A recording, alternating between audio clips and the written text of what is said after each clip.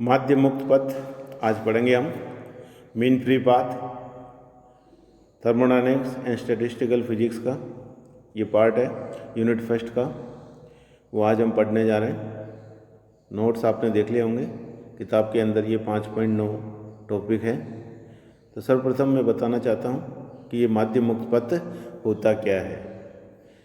गैसों के गत्यात्मक प्रतिरूप के अनुसार गैस के प्रति जो जितने भी अणु हैं विविध चालों से भिन्न भिन्न दिशाओं में गतिशील होते हैं, यानी गैस का अणु कोई भी स्थिर नहीं होता है। साधारणतः अणुओं के मध्य किसी प्रकार का बल नहीं लगता है। जब अणु गति करते हैं तो उनके बीच में न आकर्षण बल होता है न प्रतिकर्षण बल होता है, यानी उनके बीच में दूरी काफ़ी होती है। लेकिन जब ये नियत चाल से सरल रेखीय पथों पर गति करते हैं, परंतु जब दो अणु एक दूसरे के अत्यंत निकट आ जाते हैं तो उनके मध्य प्रतिकर्षण बल कार्य करने लगता है। क्या बल लगता है? प्रतिकर्षण बल, रिपल्सिव फोर्स, जिससे उनकी चाल एवं गति की दिशा बदल जाती है।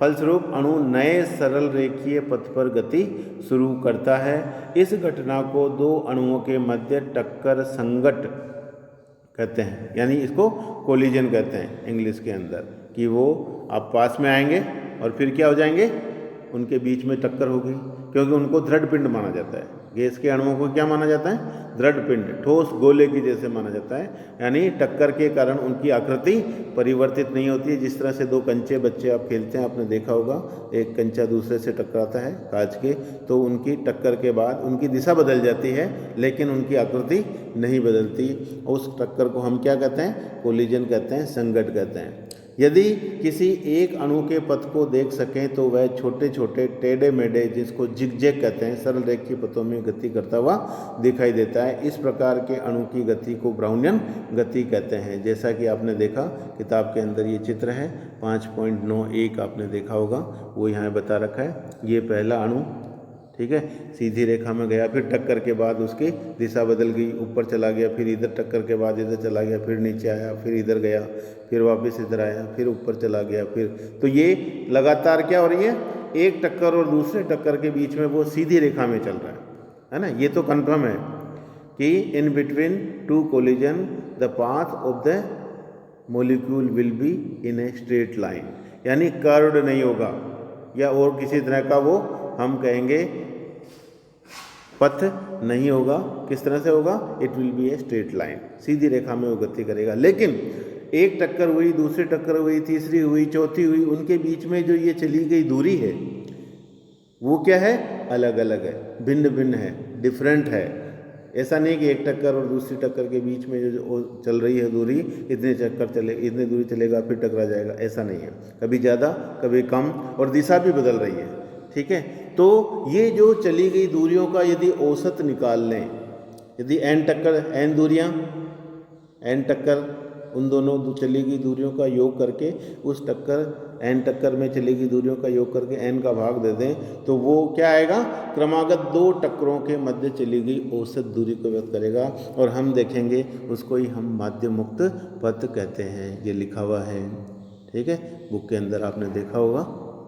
ये जो जिगजैग मोशन था गति के दौरान, किन्हीं दो क्रमागत टक्करों के मध्य गैस के अणु के सरल रेखीय पथ को हम मुक्त पथ कहते हैं, फ्री पाथ कहते हैं। और एक ही अणु के लिए ये मुक्त पथ भिन्न भिन्न लंबाइयों के होते हैं, या एक ही समय भिन्न भिन्न अणुओं के मुक्त पथ भिन्न भिन्न लंबाइयों के होते हैं। और किसी लंबे समय अंतराल में किसी अणु के मुक्त पथों का औसत माध्य मुक्त पथ मीन फ्री पाथ कहलाता है, और इसे लैम्डा से हम निरूपित करते हैं। यदि कोई अणु n टक्करों के पश्चात कुल दूरी l तय करता है, यानी सभी उन दूरियों का योग कर दें, n टक्कर में चली गई दूरियां लैम्डा 1, लैम्डा 2, लैम्डा 3, तो टोटल हम माध्य मुक्त पथ लैम्डा को कैसे परिभाषित करेंगे? l बाई, यानी चली गई दूरी l डिवाइडेड बाई n, जैसा कि इस सूत्र में बताया गया है, इससे हम व्यक्त करेंगे। ये माध्य मुक्त पथ है लैम्डा, कुल चली गई दूरी है लैम्डा, है ना। कैसे निकालेंगे? चली गई दूरी l में n का भाग दे देंगे। तो ये माध्य मुक्त पथ इस तरह से L/n। यहाँ n क्या है? कुल टक्करों की संख्या है, और उन टक्करों से पहले वो जितनी दूरियां चली है उन सब का योग है वो कैपिटल L है। इस तरह से आपने देखा माध्य मुक्त पथ क्या है? मीटर में ही आएगा। नीचे तो टक्करों की संख्या है, n की कोई इकाई नहीं होती, तो ये दूरी के बराबर ही इसकी इकाई होगी, यानी माध्य मुक्त पथ किस में नापा जाएगा? मीटर MKS में और CGS में सेंटीमीटर में। अब क्या कह रहा है? माध्य मुक्त पथ का जो व्यंजक आप ज्ञात करना चाहिए, तो हम मान लेते हैं कि हमारे पास जो गैस भरी हुई है उसके अंदर किसी एक अणु के गति का अध्ययन हम करते हैं, और ये मानते हुए कि संपूर्ण पात्र के अंदर बाकी सारे अणु क्या हैं, जबकि ऐसा होता नहीं है, वो विभिन्न वेग से गति करते रहते हैं। ब्राउनियन गति आपने अभी पढ़ा, चले टक्कर, तो सब घूम रहे हैं, सब चल रहे हैं और टक्कर हो रही है, सब हो रहा है। लेकिन हमें मैथमेटिकल फॉर्मूला निकालना है, तो ये कॉन्सेप्ट माना गया कि एक अणु गति कर रहा है, उसकी गति का अध्ययन कर रहे हैं, बाकी सब क्या हैं? उस पात्र के अंदर स्थिर है। तब हम इसका सूत्र निकाल सकते हैं, और वो एरर हम बाद में मैक्सवेल के अनुसार उसको करेक्ट कर लेंगे। तो क्या कह रहा है ये? माध्य मुक्त का व्यंजक ज्ञात करने के लिए कि माना किसी क्षण केवल एक अणु को छोड़कर अन्य अणु सभी क्या हैं? स्थिर हैं, और यह अणु दूसरे अणुओं के मध्य औसत चाल v बार से गति करता रहता है। उसका एवरेज वेलोसिटी आपने निकाल ली, v बार से ये मान के चल रहे हैं कि वो गति कर रहा है, एक अणु जिसका हम अध्ययन कर रहे हैं। और माना अणुओं का प्रभावी व्यास, अणु का जो साइज है वो हम गोलाकार मान रहे हैं, गोलाकार मान रहे हैं, तो उसका व्यास क्या है? स्मॉल d है, जैसा कि इसमें लिखा हुआ। अतः संगठन के क्षण टक्कर करते हुए अणुओं के मध्य एक केंद्र से दूसरे केंद्र की जो दूरी है वो भी क्या होगी? स्मॉल d होगी, जैसा कि इस चित्र में दर्शाया गया है। ये देखिए, ठीक है, ये एक अणु है और ये दूसरा अणु है। यहाँ पे ये पहला अणु, ये दूसरा अणु, ये पहले अणु का केंद्र है, ये दूसरे अणु का केंद्र है। और हम जानते हैं इसका जो अणु का व्यास है वो स्मॉल d है, ये भी हमारे पास स्मॉल d है। अगर ये दोनों टकराते हैं तो उनके बीच में, दोनों जो केंद्र है उनके बीच की जो दूरी है वो कितनी होगी? वो भी d होगी, क्योंकि ये d/2 और ये भी d/2, टोटल मिलाकर कितना हो जाएगा? ये हमारे पास इस तरह से यहाँ तक उसकी d दूरी हो जाएगी। ठीक है, ये कहना चाह रहा है, वो आपको समझ में आया कि क्या कह रहा है? उनके बीच भी दूरी कितनी होगी? d होगी।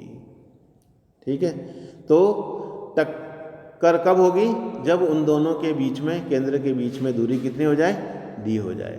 तो कोई भी टक्कर तब होती है जब गतिशील कण का केंद्र स्थिर कण के केंद्र के चारों ओर खींचे गए त्रिज्या d के गोलाकार प्रभाव क्षेत्र में आता है। ये चित्र देखिए आप, यहाँ पे पूरा चित्र मैं आपको सामने दिखा दूँ और फिर समझाने का प्रयास करता हूँ।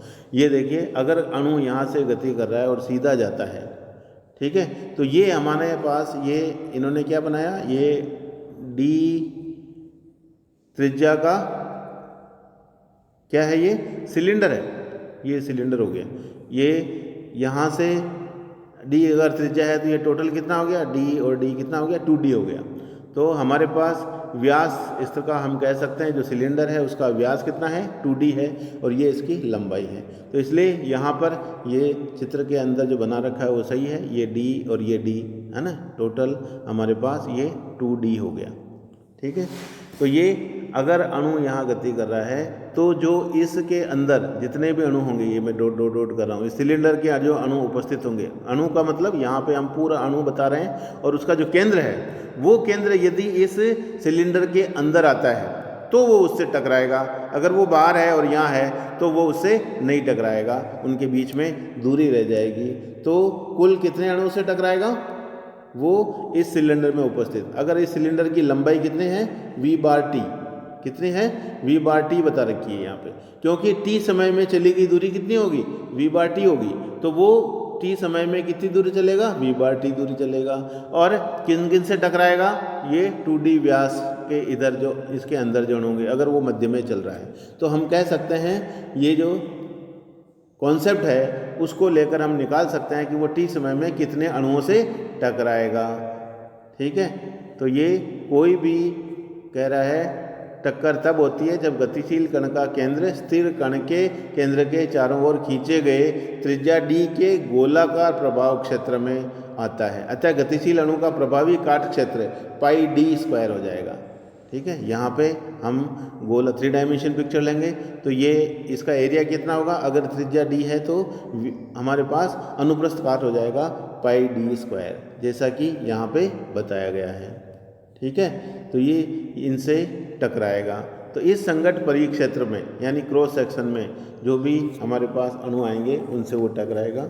समय अंतराल t में गतिमान अणु एक अनियमित टेढ़े मेढ़े पथ में v/t दूरी तय करता है और v/t लंबाई तथा सिग्मा अनुप्रस्थ काट के एक बेलनाकार आयतन, तो उसका v/t तो दूरी हो गई और उसका अनुप्रस्थ काट हो गया सिग्मा, तो उस क्षेत्रफल इंटू लंबाई को हम गुणा करेंगे, प्लस वो क्या आ जाएगा, उस आयतन आ जाएगा। और उसमें एकांक आयतन में उपस्थित अणुओं की संख्या यदि स्मॉल n है, क्या है, स्मॉल n है, तो वो किन किन अणुओं से टकराएगा, इस आयतन को आप उससे गुणा कर देंगे। तो सिग्मा v/t आयतन हो गया, n से उसको गुणा कर दिया, तो एकांक आयतन में उपस्थित अणुओं की संख्या को आपने किससे गुणा कर दिया, सिग्मा v/t उस आयतन से गुणा कर दिया, तो कुल अणुओं की जिनसे टक्कर करेगा वो आ गया। ठीक है, तो ये हमारे पास t सेकंड में टक्करों की संख्या आ गई हमारे पास, इस तरह से वो सिग्मा v/t, क्योंकि हमने t समय में चली गई दूरी v/t ली थी, इसलिए टक्करों की संख्या हो जाएगी, सिग्मा का मान पाई d² v/t रख देंगे। तो औसत मुक्त पथ जो लैम्डा का सूत्र हमने पढ़ा था ऊपर, t सेकंड में तय गई दूरी जो l कितनी हो जाएगी, v/t हो जाएगी, और t सेकंड में टक्करों की संख्या वो हमें पता है पाई d² v, इसका मान रख देंगे। ऊपर चलेगी दूरी v/t से v/t कट जाएगा, तो ये सूत्र आ जाएगा 1/πd², और पाई d² को हम क्या लिख सकते हैं, सिग्मा लिख सकते हैं। तो ये सूत्र हमारे पास लैम्डा का आ गया, माध्य मुक्त पथ का आ गया।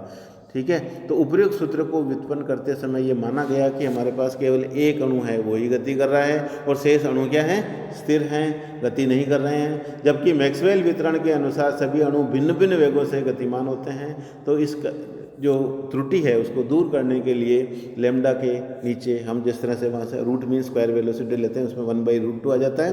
तो इस सूत्र में भी इसको करेक्शन टर्म आप कह सकते हैं, लैम्डा का जो एक्चुअल मान है ऊपर हमारे पास पाई d² n था, उसको आप 1/√2 पाई d² n करके इसमें करेक्शन कर सकते हैं। तो क्या कह रहा है, यह सूत्र केवल आंकीय गुणक यानी 1/√2 से दूसरे भिन्न हो गया और ये करेक्शन हो जाएगा, ये फाइनल सूत्र हो जाएगा। तो माध्य मुक्त पथ का जो सूत्र है लैम्डा वो क्या आ जाएगा, 1/√2 पाई d² n के बराबर होगा। अब निकालना चाहें कि इसकी घनत्व पर निर्भरता क्या है, क्योंकि एक अणु का द्रव्यमान क्या है, स्मॉल n है, तो n अणुओं का द्रव्यमान कितना हो जाएगा, m × n हो जाएगा। और हम जानते हैं घनत्व क्या होता है, एकांक आयतन में उपस्थित अणुओं का द्रव्यमान यानी द्रव्यमान अपॉन आयतन। तो mn क्या हो गया, एक तरह से एकांक आयतन में उपस्थित अणुओं का द्रव्यमान हो गया, और ये ही उसके घनत्व के बराबर होगा, जिसको हम रो लिखते हैं, ये यहाँ पे दिखा रखा है। तो गैस के प्रति एकांक आयतन का द्रव्यमान रो क्या हो जाएगा, mn के बराबर हो जाएगा। ये बुक के अंदर दे रखा है, वही सूत्र हम काम में लेंगे। और ऊपर हमारे पास mn है, उसकी जगह आपने ये रख दिया, तो सूत्र आ गया हमारे पास, ये रो आ गया। यहाँ से दिख रहा है कि रो हर के अंदर है, तो लैम्डा जो माध्य मुक्त पथ है वो रो के यानी घनत्व के व्युत्क्रमानुपाती होता है। जितना गैस का घनत्व अधिक होगा माध्य मुक्त पथ का मान उतना ही कम होगा। इस तरह से हम कह सकते हैं किसी पात्र में गैस के अणुओं का माध्य मुक्त पथ उसके घनत्व के व्युत्क्रमानुपाती होता है। इसी तरह से यदि हम माध्य मुक्त पथ की ताप और दाब पर निर्भरता निकालना चाहें, किस पर, ताप और दाब पर, तो इस यहाँ से निकाल सकते हैं। हमें रिप्लेस करना पड़ेगा, P और T को लाना पड़ेगा, घनत्व को हटाते हुए। हम जानते हैं आदर्श गैस का जो अवस्था समीकरण होता है एकांक आयतन के लिए वो P = n/kT होता है, जहाँ यहाँ n नंबर ऑफ मोल्स नहीं है, क्या है, एकांक आयतन में उपस्थित अणुओं की संख्या है, K वोल्टेज मान है, T ताप है और P दाब है। ठीक है, तो इस सूत्र के अंदर हमें क्या करना पड़ेगा, n का मान हटाना पड़ेगा और उसकी जगह आपको P अपॉन के टी आप रख देंगे। ऊपर जो सूत्र था उसमें n यहाँ से हट गया और उसकी जगह क्या आ गया, P अपॉन के टी। नीचे n था तो ये उसकी जगह के टी अपॉन 1 अपॉन n की जगह के टी अपॉन पी। इस सूत्र से साफ दिख रहा है कि क्या कह रहा है, t के समानुपाती हो गया लेमडा, यहाँ पे t इसके समानुपाती है जबकि p व्युत्क्रमानुपाती है। ठीक है, तो आप लिख सकते हैं कि लेमडा ताप के समानुपाती होता है। जैसे जैसे ताप बढ़ता है माध्यम मुक्त पथ का मान भी बढ़ता है, और दाब अगर बढ़ता है तो लेमडा का मान घटता है। अर्थात माध्यम मुक्त पथ गैस के ताप के अनुक्रमानुपाती तथा दाब के व्युत्क्रमानुपाती होता है। इसके जो न्यूमेरिकल हैं वो आते हैं, तो आपको इन सूत्र की सहायता से आप उसको हल कर सकते हैं।